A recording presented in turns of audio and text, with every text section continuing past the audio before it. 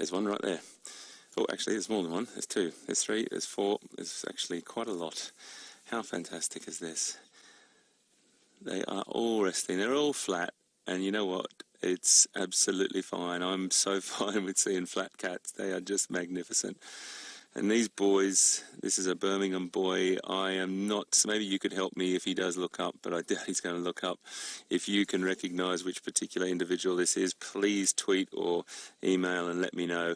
I just tell you a little story about these guys. The Birmingham boys, when I first met them, was up on, they were just coming into, female's just put her head up over there, but she's about to lie down as well, I think, at the back. She's just looking at us, and she's cool.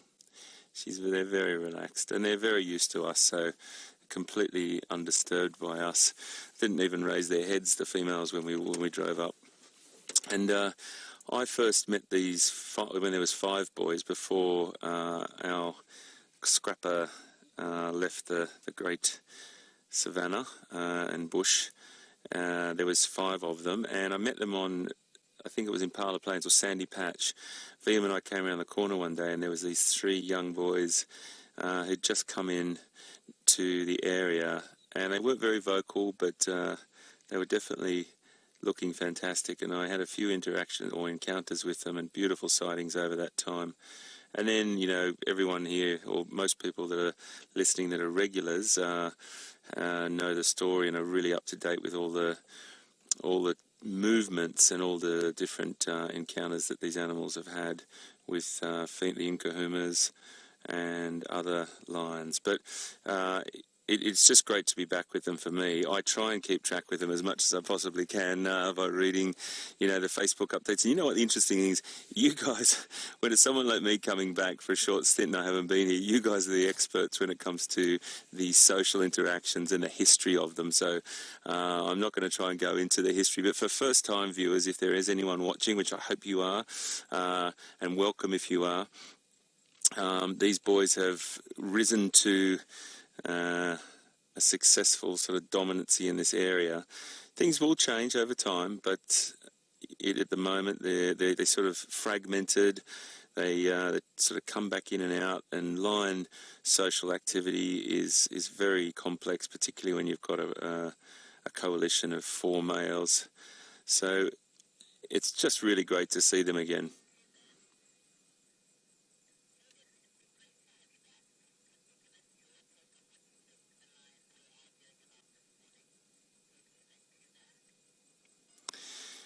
I've got a question from Debbie in Vancouver, and Debbie, your question is, what is my take on what was happening with the lions this morning?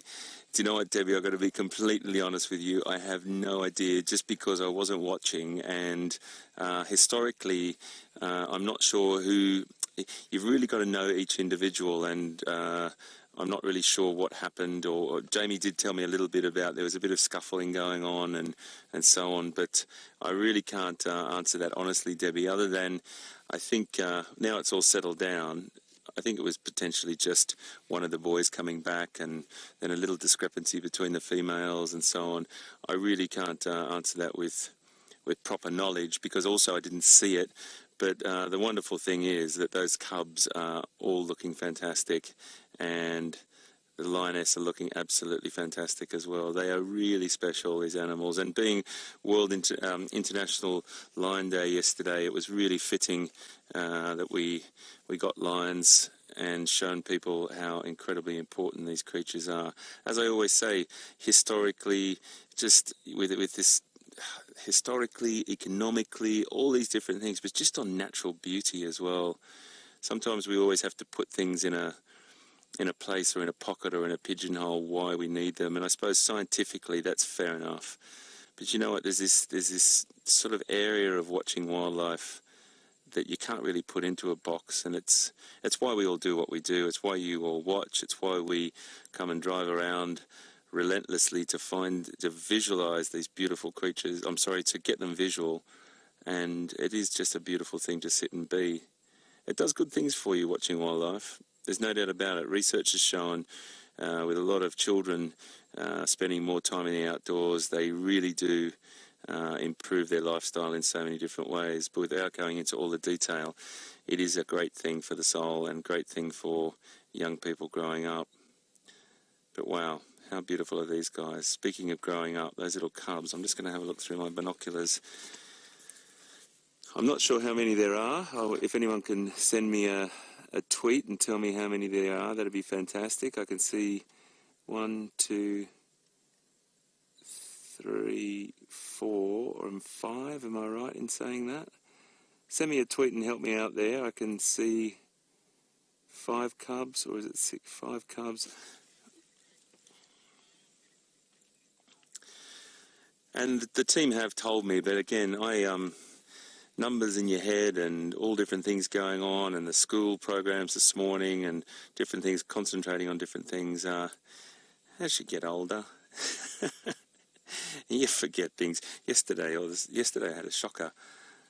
Like the final control, the directors were reading out questions to me with people's names, and I was just forgetting the person's name and the question by the end of the question. It's terrible. It's terrible. Oh, AJ.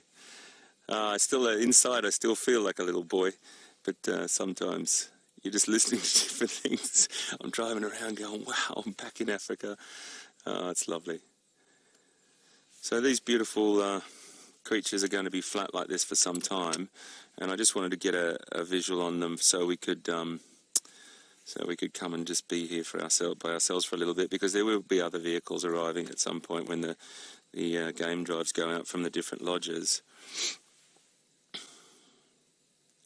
But he is a big boy now.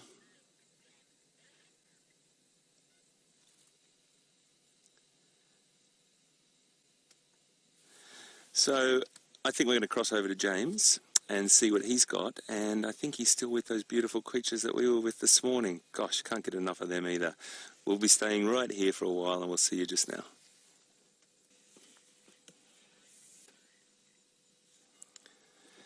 So we just tried to get a better location, but as we went round, we found that the bush was a little bit too thick around there, so we thought we'd stay where we are.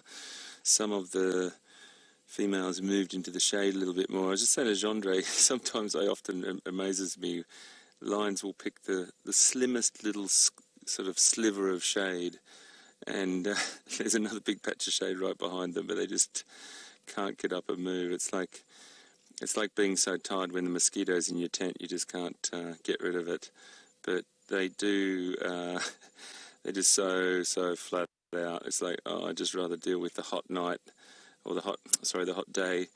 And one of the females did move into better shade, and then there's a couple of cubs that are down there, and they've just followed her. So look, we're just going to sit with them for a while and watch. There's a little interaction going down on there with the females. She's just laid back down now. But all the cubs are down there, and there is another male down a bit further. He's out of our vision at the moment, but he did sit up. So we know where they are. It's fantastic to be with them, and I think it's just nice to sit and watch. There's a little bit of interaction happening with the youngsters, which we're going to stick on for a little while. And we may get a female that comes up and greets this beautiful boy just here now. So let's see how we go. And I'm just clicking away now and again, folks, because I just love pictures of lion, and I love these guys. I really love the Birmingham males, and just a pleasure to be in their presence.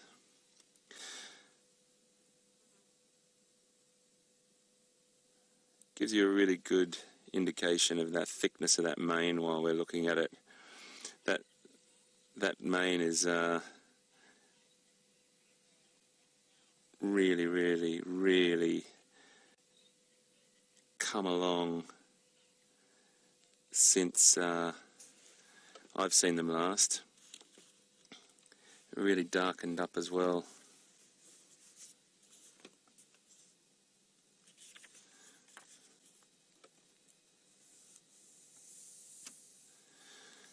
So Tash Michelle has just asked us a question about coalition males, and is there a more dominant one? Look, Coalition partners are usually sort of related males, not always, but usually related males that have left a pride in their adolescence. So there is some form of bond through them, and they stay together as nomads until they mature and they get the power. I mean, the great thing about being a coalition is that if you're a single male line looking after a pride, you stand very little chance of being successful in a fight or a dominancy skirmish up against a coalition of even two males. So there's power in numbers, there's no doubt about that. He looks very comfortable there at the moment, doesn't he? And you know what, there's been lots and lots of studies done. Sometimes one of the males will be more dominant than others within them before they even meet females. And then you'll get a male that will go off with a female and mate. Reproduction is pretty much year-round, and it's synchronised within the prides, and that's a result of these takeovers, really. And you've probably heard of infanticide, Tash Michelle, and everyone else listening, where the males that do win over a pride and oust another male, they will kill all the other offspring to make their gene the successful gene. So these takeovers sort of typically 4 cubs per litter occur, and they sort of synchronise it. So that's why we've got, I think John Doe was telling me 8 cubs, but we're not sure when exactly they were born. Well, I'm not sure, that's for sure. Many of you watching probably are. So within that time, if one male goes off with another female and does mate, you've probably heard there's an estimated sort of mating of over 3,000 copulation times. So it's pretty incredible. It is really, really difficult to say. You'll find that once one's out of the way, one of the other males will just step in and try and mate. If the other one comes in, another one comes into estrus. So there will be potentially a stronger, more dominant male, but they avoid conflict in this coalition most of the time. We saw some things this morning, and as Jamie said this morning, it's a lot of bark, with lions. If they know each other, there's a lot of noise and carry on, but they settle down, as you can see. So we're going to sit with these guys, and I'm just going to take a few more photos, and whilst I do that, we're going to cross over to Brent, who is on bushwalk, and that's fantastic to hear that he's out as well. So great to be here, and we'll see you just now. As is the case with lions at this time of the day, we have flat cats still, but that's absolutely fine. We expected it to be. We've just got another vehicle arriving, Mike from Cheetah Plains, and he's just, I think it's Mike, or someone from Djuma. Oh, it's Mike Grover. Right, excellent, good. Just wanted to make sure we're bringing people in to see this beautiful sighting and sharing this with people, because that's what it's all about. It's about sharing this beautiful experience on a really, really quiet and relaxed level, and you can see how calm these lions are. Beautiful females. I love the shape of a female lion's head. I just think it's so beautifully designed. Really, really fantastic.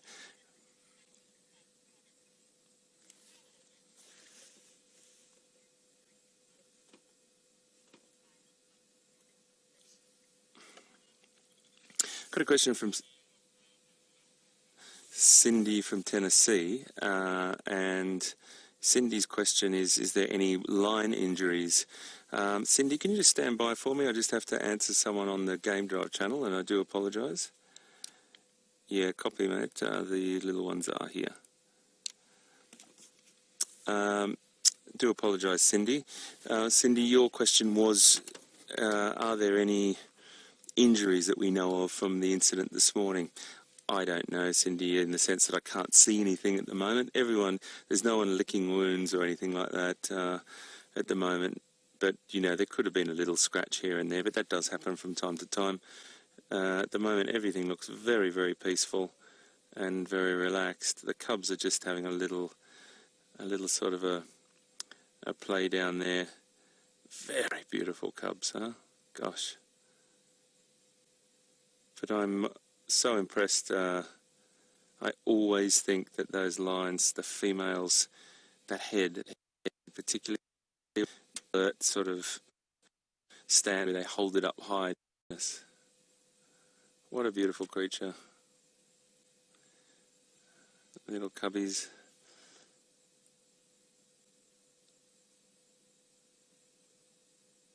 Okay, so the 4 females there. So we were talking a little bit before about the difference with the mane, and you can see the females are maneless and the males have achieved that sort of become bulky, that sort of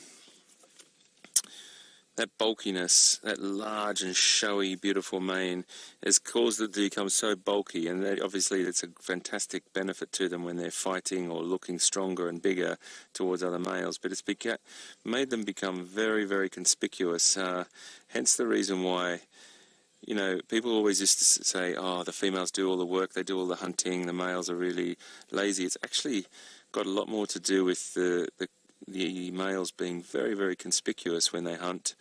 They're still fantastic hunters, don't get me wrong. They will be in there, but the males do a lot of the really hard, big animal jobs, with like buffalo and giraffe and things like that. If the females are potentially struggling, if there's not enough on a really, really big animal, and there is a male around, it'll be that extra massive bulk that will pull the animal down. So we're looking at well over 200 kilograms.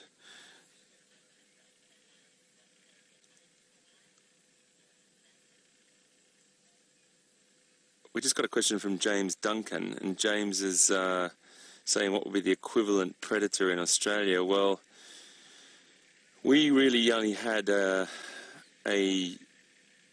animal there. It wasn't a tiger, but it was called a Tasmanian tiger, or a thylacine, and they were at one time our biggest mammalian predator, and unfortunately they are now extinct in Australia, but that would have been our biggest. We do have a dingo, an animal, a dog, a native dog, and if one goes back in time, people think that they may have been brought across.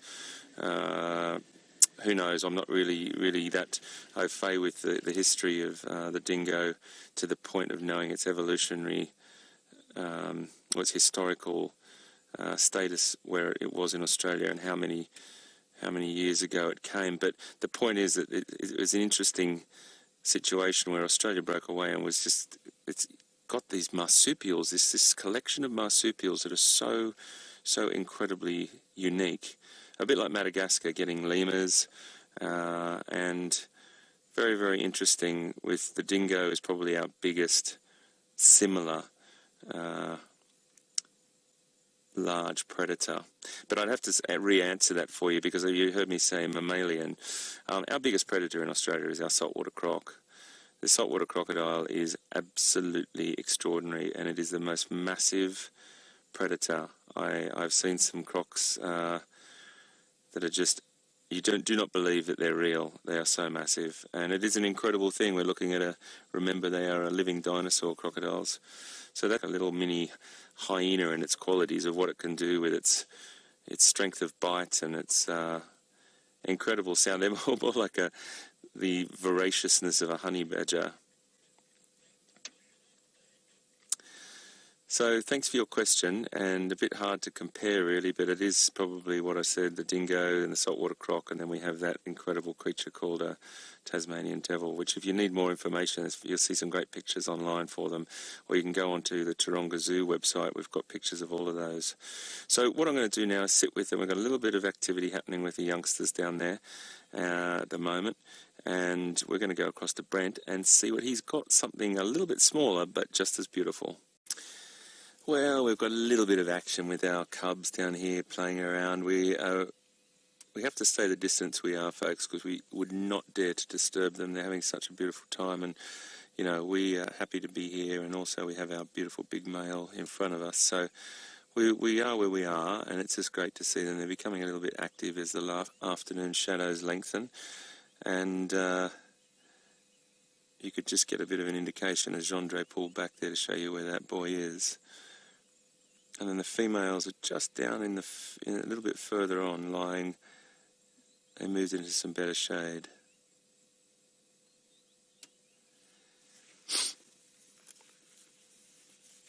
And I do want to correct... excuse me, sorry.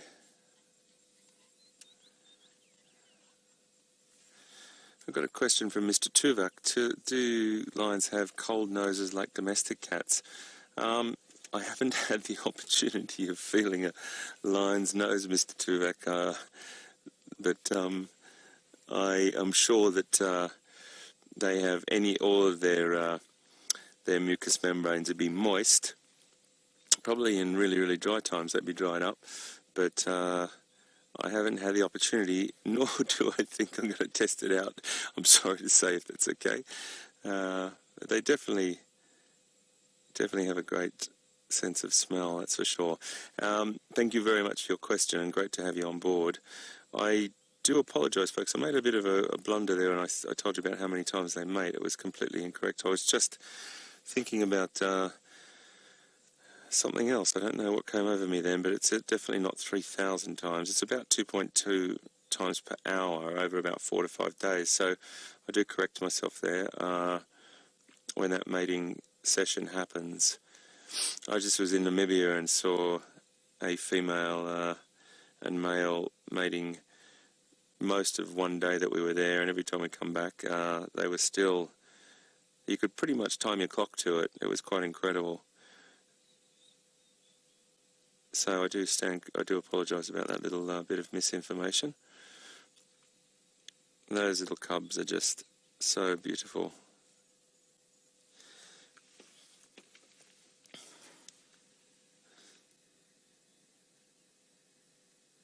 So they only weigh roughly about 2 kilograms when they're born, for the people that are working in metric, which is, again, not one of my most wonderful skills, conversions of pounds to metric, but I'm thinking about 4.5 pounds.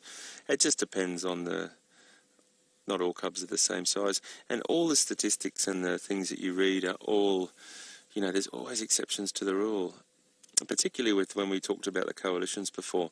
I mean, every coalition and every dynamic, line dynamic in different areas has lots and lots of different contributing factors that may change what books say and what research say. And things are constantly being discovered, and I think that's wonderful about science and wildlife observation, is that you'll always see exceptions to the rule.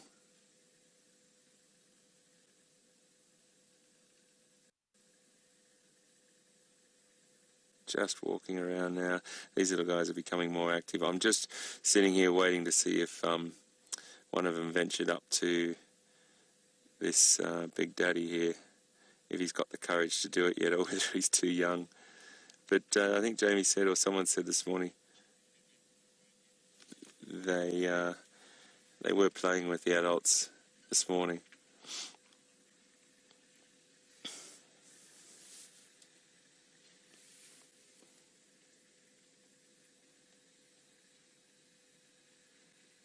Starting to become a little bit more active.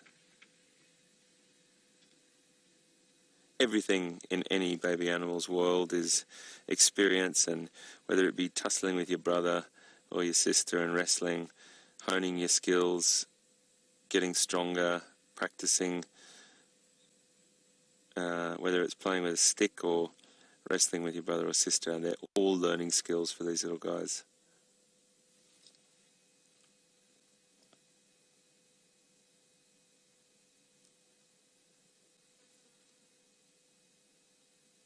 They're pretty helpless when they're a kitten. They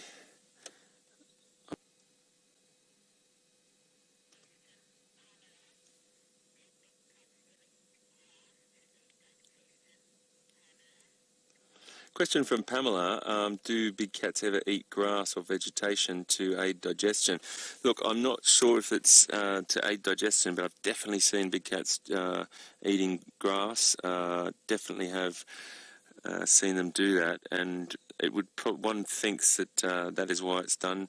Most veterinarians that I've talked to have told me that that's the reason for it. And I tell you what, they really do it. Not always, but I've seen them do it when the grass is available. But I don't think there's not a lot of grass around at the moment, that's for sure. But Pamela, I have seen it happen before, and I'm pretty sure most of the other people on Safari Live would say the same. It's not common, but they do it. Thanks so much, Pamela, for being on board with us today.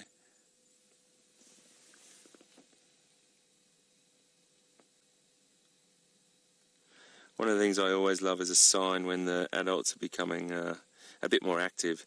They start this yawning session, and once they start yawning, one yawns, they all yawn. It's like, well, it's not like us at all, because they're probably not catching it, but it's a sign or a signal that they are about to get active. And I'm not sure when the last time the females made a kill, but this boy looks in front of us at the moment. He looks pretty well fed. He's not super fat, but he doesn't look lean. So who knows what's going to happen tonight? We heard these guys last night, these males vocalising all over the reserve, but particularly I went to bed at about probably 10, I think, and one was passing our house, and he let out just a little one, and I thought he was going to go for it. I was running for my phone just to record it for you, but that's all he did, and carried on. Beautiful. So the little cubs are just starting to venture off, going to explore and hassle their mum, maybe go and have a bit of a drink, see what happens.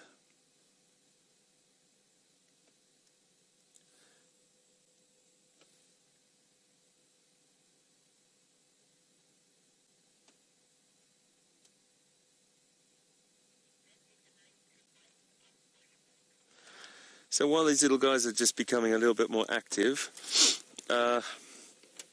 we might cross back over to Brent and see what he's up to.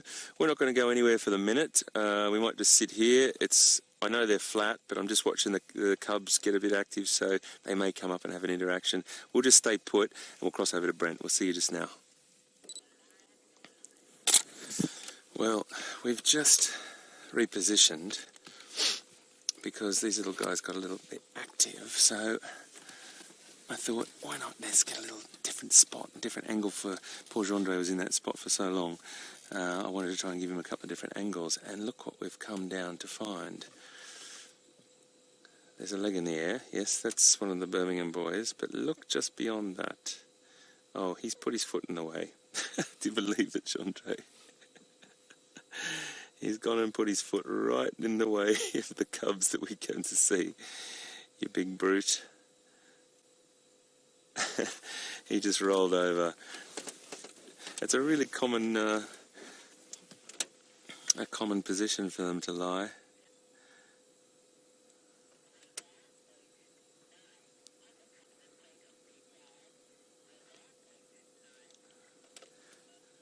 We've got a question from Revere, age 9, and Revere, you want to know what are the cubs afraid of their dad? Well, look, I think, you know, when they come into the group and the females start to bring them along with the pride, they're in hiding for 7, 8 weeks or something. These cubs, I'm pretty sure, Gendre we were just talking about it beforehand, mate. They were about 2 months old, May and June. There was about 5 in May and then some in June. So they're only like 2 and 3 months. And now that they're travelling with the pride, they'd have a very, very deep respect for the males. And then as they get a little bit bolder and a little bit more courage, Revere, they'll definitely start to go up and play with Dad. But it's probably not a great time to approach Dad right now whilst he's asleep. They might get a little bit of a a little bit of a push around. So it's really, really interesting. They'll pick the time, and they can actually pick the body language when Dad wants to have a bit of a play. I'm sorry, I just bumped my microphone there.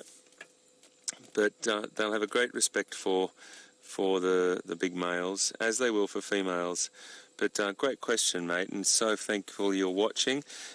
Keep it up, buddy. If you want to follow this sort of stuff and you want to become involved in wildlife at 9 years of age, if you're starting now, absolutely sensational, mate. So great to have you on board, buddy.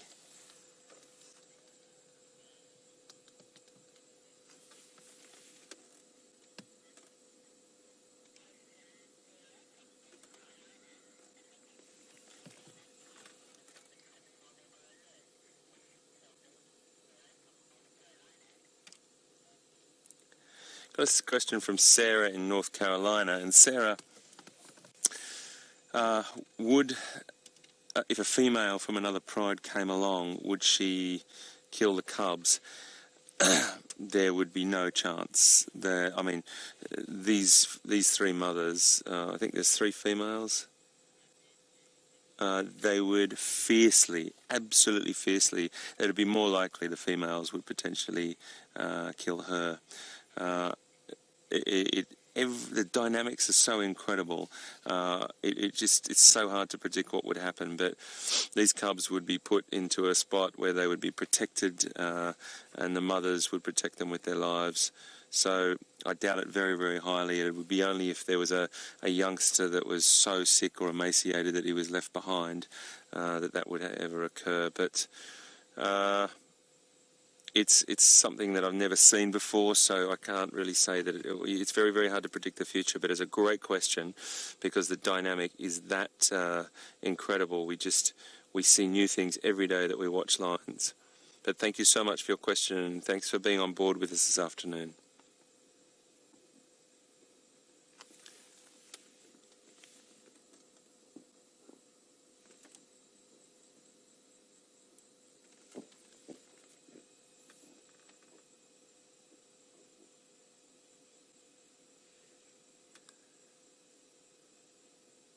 Beautiful, absolutely beautiful.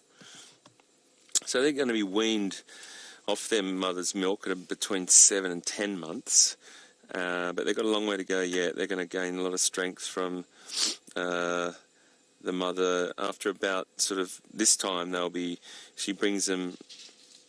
Sorry, we just got another vehicle coming, and that's the noise that you can probably hear. So it's just really, really great to watch them grow, and this little beautiful, beautiful cub right in front of us is somewhere between 2 and 3 months of age.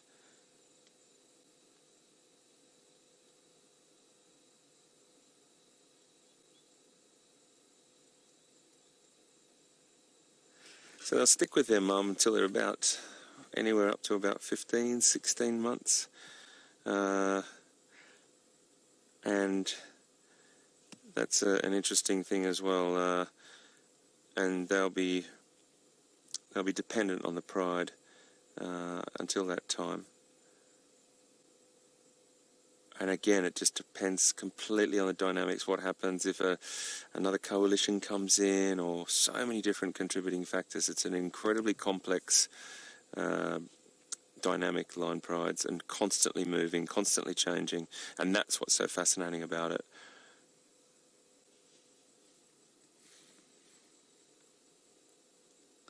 That little cub is watching the other vehicle that's just pulled up. They're completely relaxed. We were just up near that other male, and we started the vehicle, and he didn't even move. He just laid there, and we just turned around and drove around the other side. So these animals are very, very used to us. They're very comfortable. When we drove up to this location here with this boy that's in shot, he just rolled over and laid in that position. So that's the wonderful thing about where we are right here in South Africa. These animals feel safe. They don't find us a threat. We understand how close we can go. We would never overstep the mark, and we watch from a respectful distance, and that's what we're doing right now, enjoying this beautiful time with these boys and girls and cubs.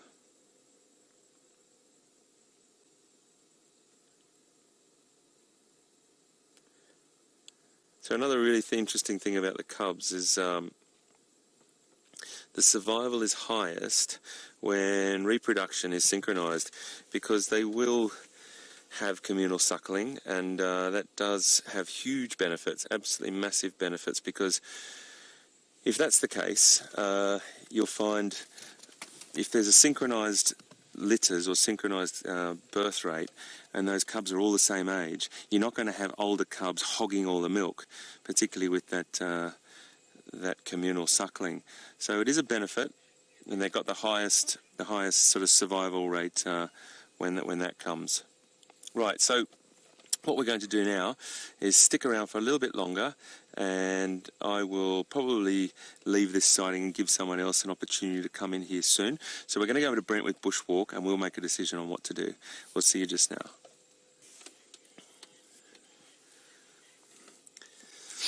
Well, we're still here with these little guys, and poor Gendre's just waited so patiently with me here for one of the cubs to move into a good spot for us to show you, sorry.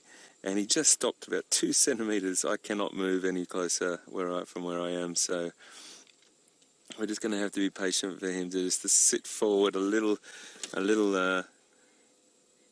closer.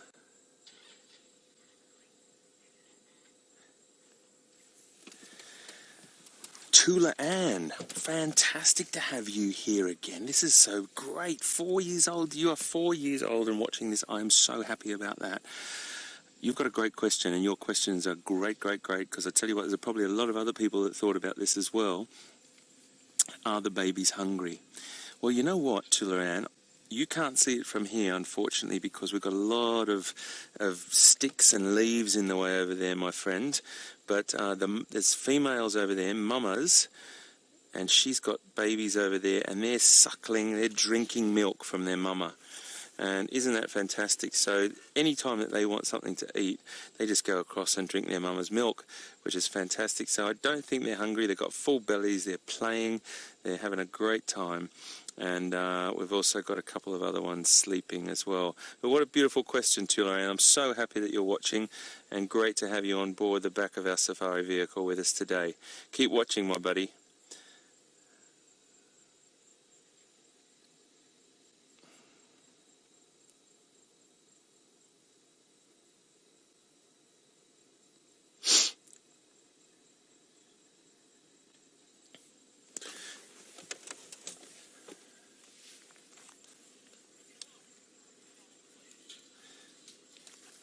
We're going to cross over to Brent, because Brent has got one of my favourite animals right in his sight. So let's go and see what he's got there. Well, we're doing just fine here. We haven't had a lot of action, but we do have a lot of cuteness in the frame right now. And this little cub has been yawning and looking incredibly intently at us, but not in a concerning way whatsoever, just fascinated. But it is such a young age when they get conditioned to and habituated to us. It's fantastic for us, because the little cubs won't get scared either. They'll learn that all the vehicles are not to be feared, and it does give us the opportunity to have these incredible sightings and these incredible encounters at close quarters with these magnificent creatures. So that's what it's all about. It's all about gently just conditioning and habituating the animals to the vehicles, so we can show you these beautiful pictures and have you on safari with us. Look at that. Stretching.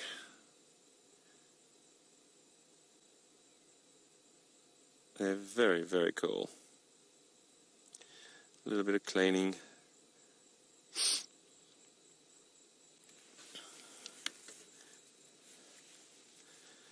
They're truly social, these cats. Lions are just the social cat. The dynamics, as we've talked mostly about tonight, is incredible. Today, sorry. And constantly changing, constantly showing human beings that there's differentiation to every single... You know, there'll be common traits that occur, but there's always going to be exceptions to rules. through lots of different factors, but it's just great to be, and it's great to learn about them every day. I think that one of the great things about Safari Live is a long historical documentation of this as well, which is just beautiful.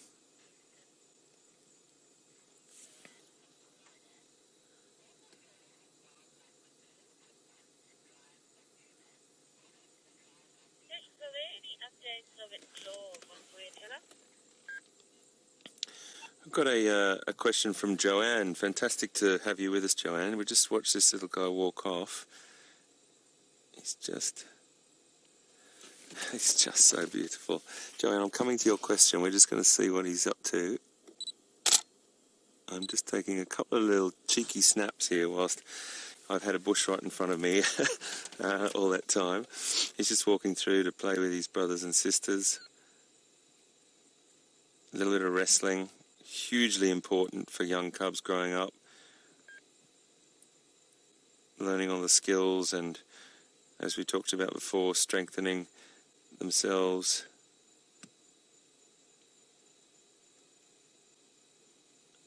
We might have another one walking through right now. Joanne, I'm definitely coming to your question. I'm just trying to keep a visual on these cubs. No, he just plonked down. There we go. So Joanne, your question was, do we have these sorts of drives and activities in Australia similar to this, national parks and drives like this? We absolutely do. We have beautiful, magnificent national parks throughout Australia, and we have lots and lots of drives and tourism there.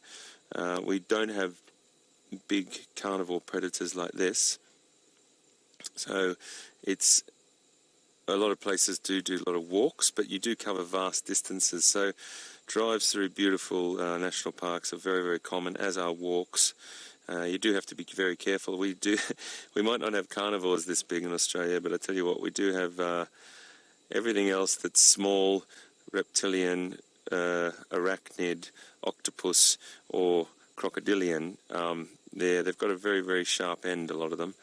We've got some very, very toxic snakes. We've got some venomous snakes, sorry. We've got some very venomous, we've got a venomous octopus, a lot of spiders that are venomous, and of course the magnificent saltwater crocodile. So look, we've got an incredible array of things out there you have to be very careful of, but at the same time, you would do exactly the same as you do in Africa. You go out with someone that you trust, someone that has respect for the environment and the habitats, and to show you that wildlife without encroaching on that wildlife and changing its behaviour. And yeah, it's a beautiful place. So if ever you get a chance to go there, I highly recommend it. And it'd be great to hear if you do. Thanks so much for your question, Joanne. Great to have you on board.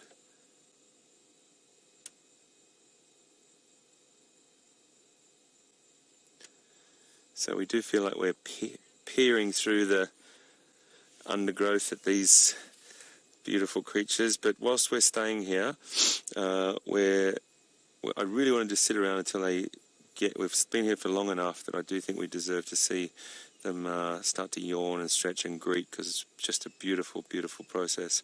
So we're going to cross to James, and he has something rather beautiful as well. So we haven't really had much change here, except the cubs have moved away from the position they were in, and that's fine. They've just gone over to have a little drink. I'm just trying to get a better location for Gendre to get a shot, but just through there you can just make out, can you? I think if you go to the left a little bit, Gendre, just there's a cub there, but if you go along to the left you might get one of the females lying with their face down. It's so tricky through there. There's just a little cub there. You can see the female's paws, and just to the left you can see, just at the left of frame there, the female's face. Very tricky to see, folks. We are right behind some vegetation, and it's the best we can do at the moment, and I would not push it any further because I don't want to disturb them. They're absolutely fine with us being here. but I hope to get better visuals for you with Gendre as they become more active this afternoon. So you can see she's just rolled over.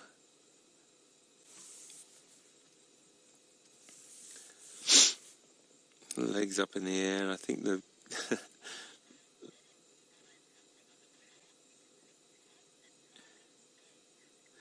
so we're still here, we've still got them visual, but I think Mr. Leo Smith has got something incredible as well, and it might be rather big. Let's go and see what Brent's up to.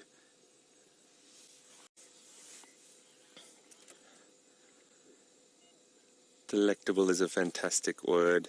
They're so funny and they're so wonderful to watch. They're all becoming quite active and wrestling with each other. I love how these beautiful creatures, they'll find anything in their environment to play with. It'll be just a stick or an I don't know, an elephant dropping anything.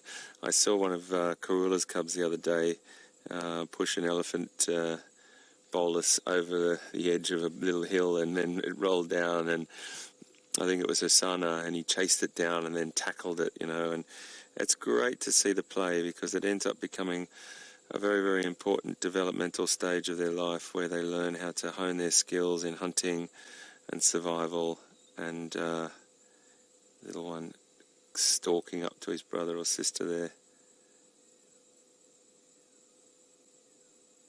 They don't chew anything, they just exploring their world is what it's all about. Now the 4 is 1, 2, 3, 4, 5 I can see at the moment.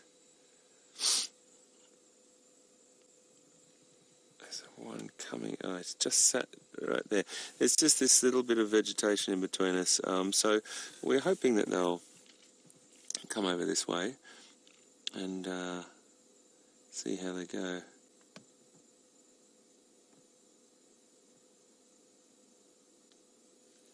Really beautiful.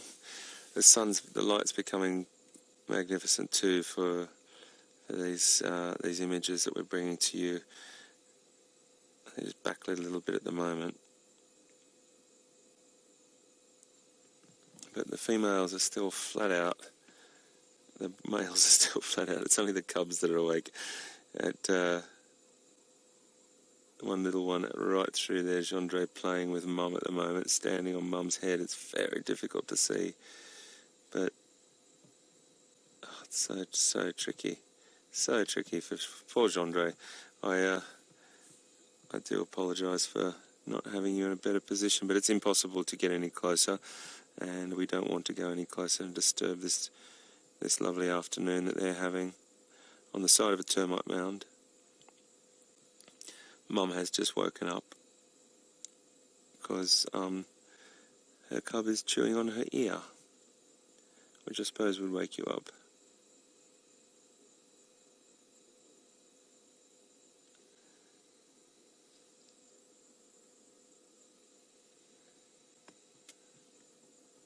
Just waiting to see if these youngsters move over this way towards the male. But if you've got any questions or comments, that'd be great.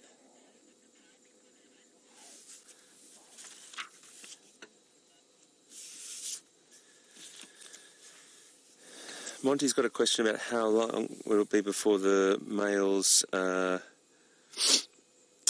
move off or get pushed away from the pride. Well, they'll be tolerated up to a point, and they'll probably get pushed away when they're adolescents. They'll move away and they'll be ousted from. As soon as they start to show any interest in a female, they will definitely be pushed away. It really does depend on the situation, and particularly with the coalition and these males, it depends on what changes in that dynamic as well.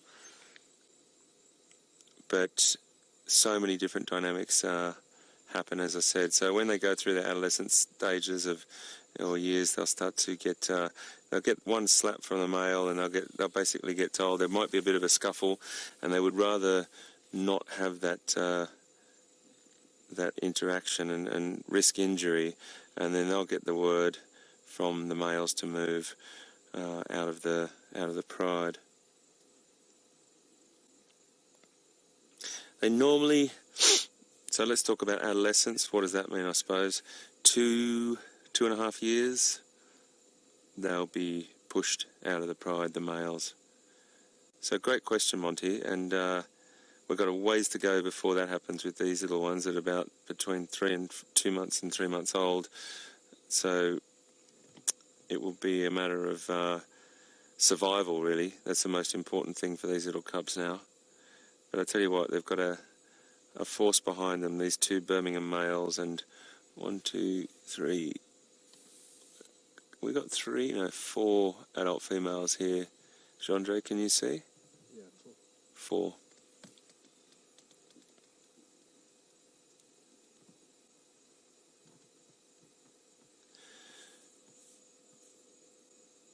So it will never be the males that have grown up in the pride that will take over that pride. It will be because they'll be pushed out way before they get the opportunity to get strong enough to challenge the resident males. So those resident males are normally immigrants, or nearly always immigrants. They've come in and they've taken over a pride. Hence what the Birmingham boys are, a force to be reckoned with.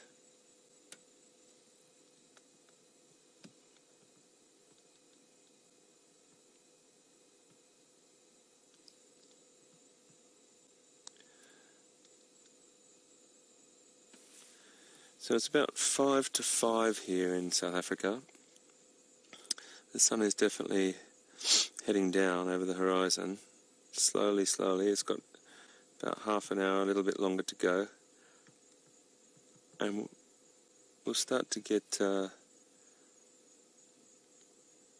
pride waking up in the next 20 to 30 minutes. But there isn't a lot of action happening at the moment, folks, I have to say.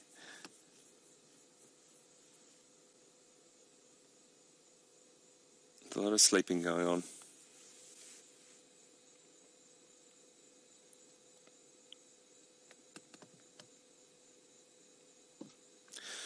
So if you've got any more questions or comments, it'd be great to hear from you. Anything that you can teach me about these Nkuhumas and the Birminghams, I'd love to know. Any sort of interesting facts, if you can tweet us at #SafariLive, or you can email us at WildEarthTV, questions at WildEarthTV, sorry. It's always great to pick up little bits of information from Safari Live followers that watch a lot of this religiously, much more than I get a chance to do, and it's always great to pick up little bits of knowledge from you all out there.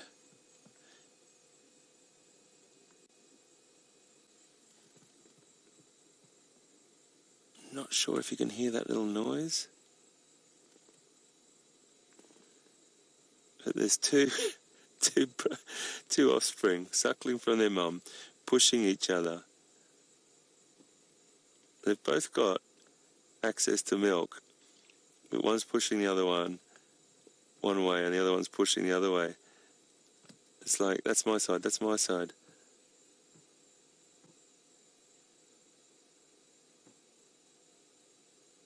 It's very tricky to hear.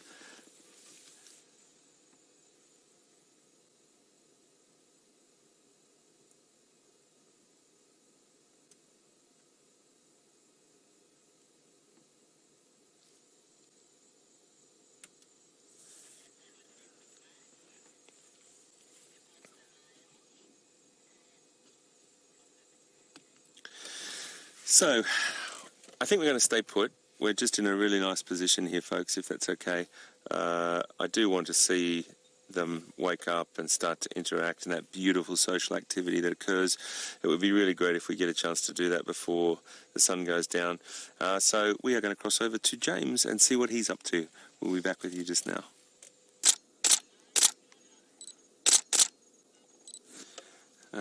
At last. We were patient, folks. We were patient. And look at this beautiful intimacy here.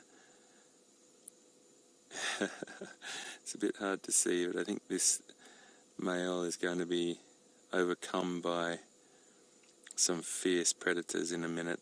this little cub stalked his potential dad there.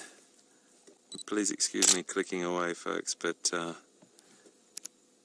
it's just been waiting for these guys to interact, and he's just put his head up, one of the males, and the little cub has just come over, so there might be another one coming over in a second. You can see the immense mane on this beautiful boy now.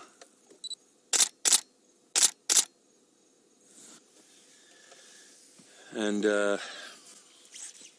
were talking about manes before. You know, not all, I think there's records of not all male lions having manes. Look at this little guy stalking as well.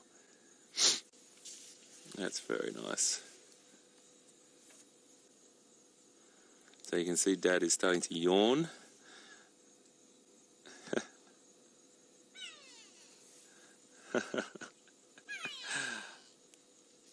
He's going to get, he's in trouble. He's got two of these guys now. Beautiful.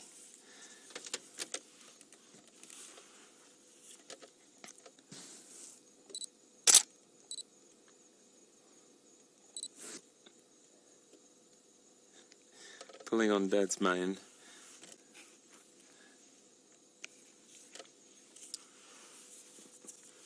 And he's just handling it. He's like, just, that's enough, guys.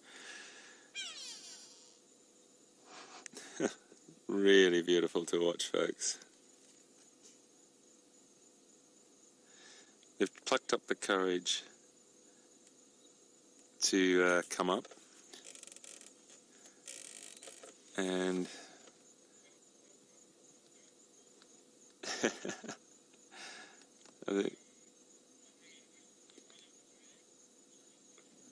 we might have a couple of the other cubs come over as well. The females have just started to get up, and this is what we said would happen. You start to get a little bit of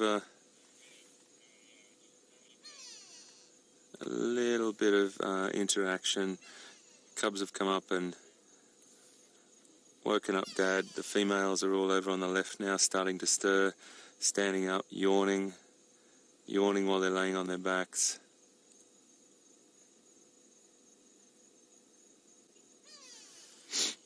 That beautiful male's mane in that sunlight is just fantastic. Last rays of sunshine of the afternoon.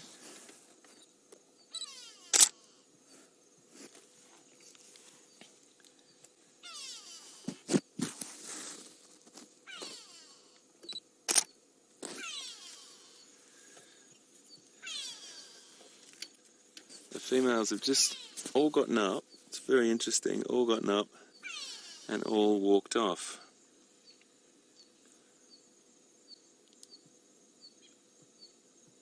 And they've walked off around the other side of that termite mound. You can just see them walking down there now. And we will see if the males follow. Lots of yawning going on, lots of cubs. So I think there's a couple of cubs just walking through there now, Gendre, to the left. And I think those ones are the younger ones by the looks of things, to me.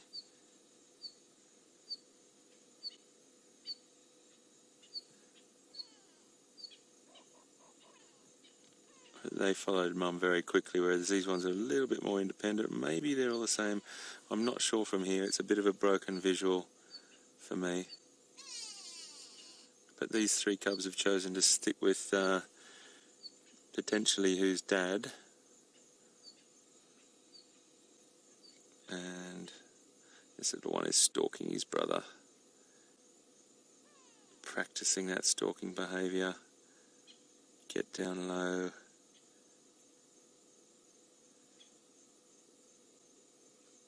Just that natural instinct is beautiful to watch.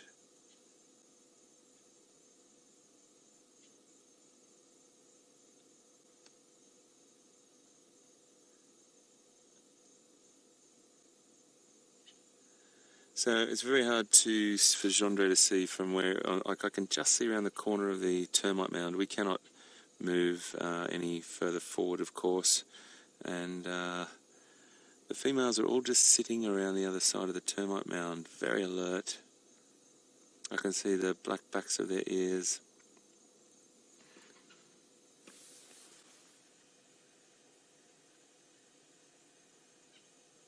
And keen. This is the time of the night that they would take advantage of any situation that presented itself, and the other male is coming through now.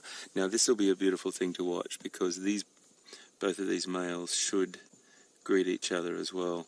There'll be a lot of head rubbing and mane rubbing and some beautiful social behaviour that we'll see between these two potentially brothers. You'd never know unless you check their DNA, but they are potentially brothers from way back.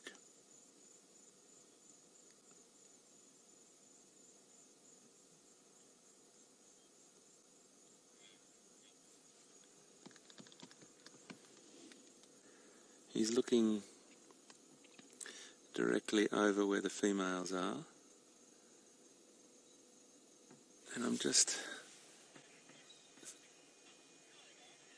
trying to focus on this.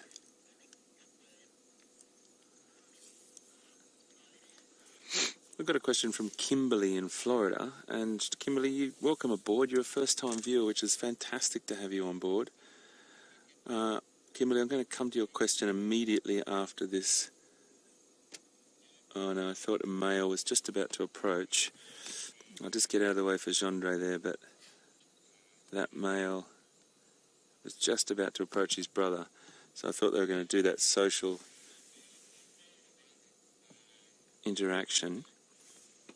So your question is, do the youngsters, the little cubs, eat worms?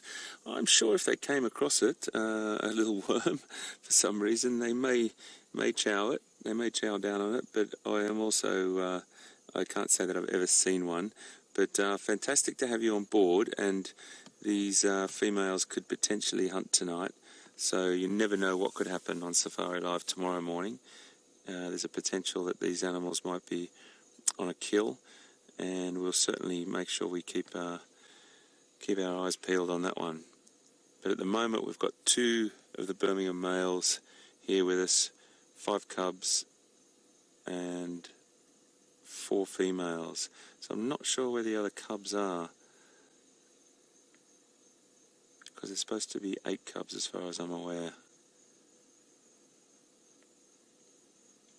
The females are coming back up now, so that's nice. There could be some beautiful interaction between the females and the males as well.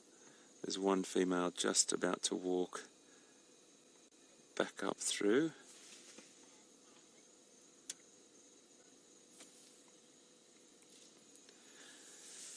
So I just got a message from Final Control. Can you just repeat that, please, Bex?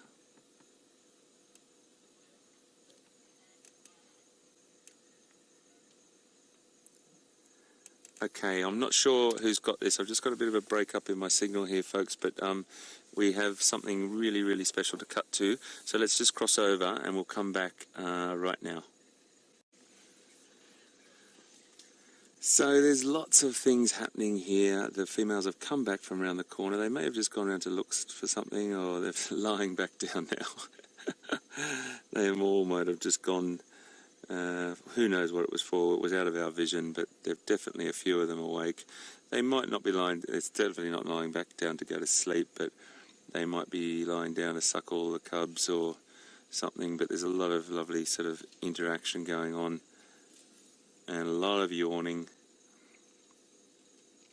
But I do want you to see them come up to the male as well, because there's some beautiful, very tender social interaction that happens.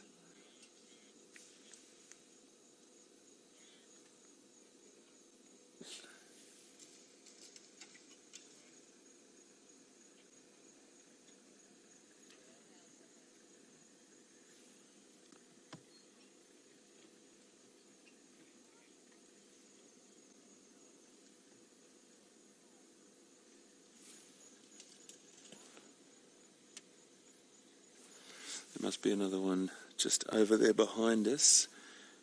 I'm just listening to other vehicles.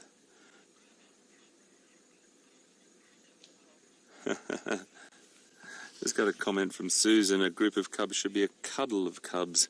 Yeah, they are pretty cute, aren't they? But definitely a great name for them, Susan. But yeah, they're very, very cool creatures. And I think by the looks of things, seems to be another vehicle over the other side that may be looking at another male. So maybe there's 3 males here, one that we didn't know about.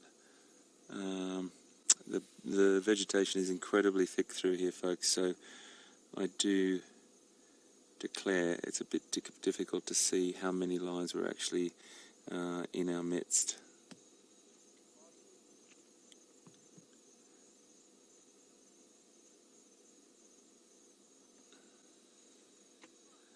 Lots of little play activity going on over the other side there, and the group, the pride becoming a little bit more active.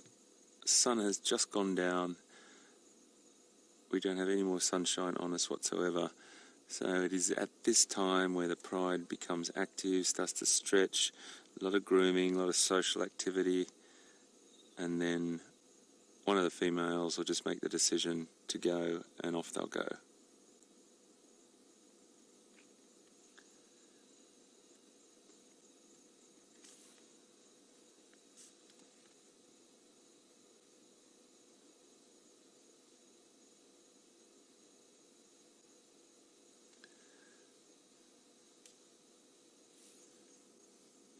Here comes the male now. This is really what we wanted to see, folks. This is what we wanted to see. Let's watch what happens here with these 2 boys. They'll greet each other, I hope, or maybe not. Maybe there was a bit of a scrap between them this morning. So he might turn his head back to us, and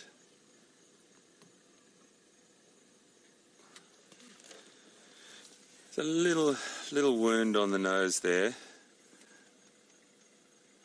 and that may have been the scuffle this morning. We may see a little reconciliation, who knows?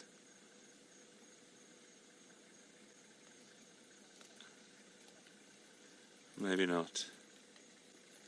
So Jamie was with them this morning. Here comes another one of the females to a little bit of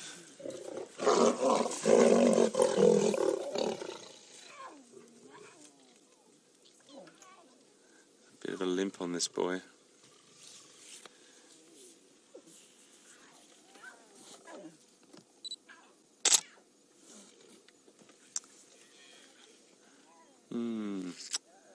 So that was definitely the 2 that, wow.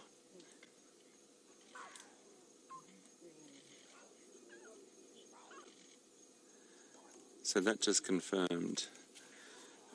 This one's got a real limp in front of us. So we had a question before about whether there was any injuries from this morning, and if you can see this individual right in front of us, definitely so. Very lame on his front left. Very lame. So isn't that interesting? These boys we've seen before come up and greet each other and do incredible head rubbing and that really beautiful, tender care. But they're obviously the 2 that had the scrap this morning, so they haven't reconciled the situation by any stretch of the imagination. I don't know if I got my head in the way there. Can you get through to see? There's a very difficult to see right behind there. There's the other male. So not the best of friends at this minute. It could have gone either way, but it's probably something that was a little obvious, the way, the distance. It's not always that obvious, but the distance that he was lying away. But he did try and come in there. But that's not great to see. This individual in front of us here, he's got a very, very bad There's no visual signs to his...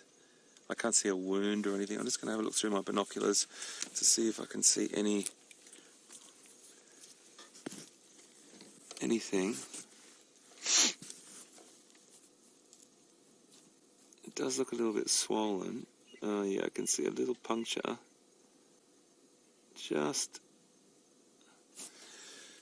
on his left front. If you just go to his left front and get that right in the middle of the screen there, Chandre, there's a little sort of spot about maybe 3 or 4, maybe 5 inches up his leg there. Looks like a little puncture wound there.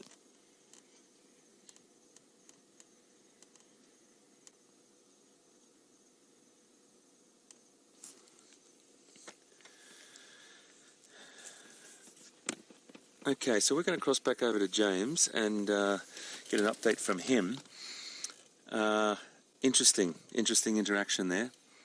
Could have gone either way, could have been reconciled. They could have just not seen each other for a while and had a bit of a mane rub and females, etc. But there's obviously still problems afoot, and this male let that male know what was going on. So let's cross over to James and see what he's up to. We'll be back with you just now.